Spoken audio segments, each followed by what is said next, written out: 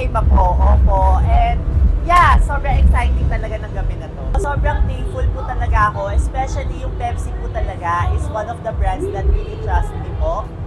Yung wala pa po talaga akong pinapatunayan sa mundong to, opo.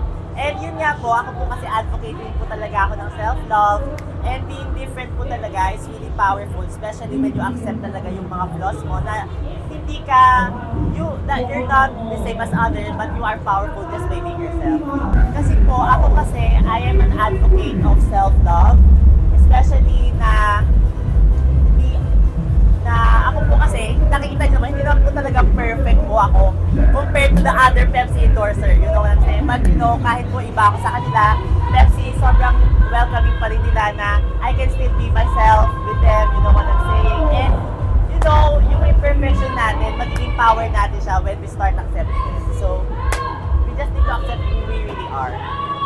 It's so chic. Ako na parang, I love it kasi parang, it's very now and at the same time, parang may nostalgia ka nagbibigay, you know what I'm saying?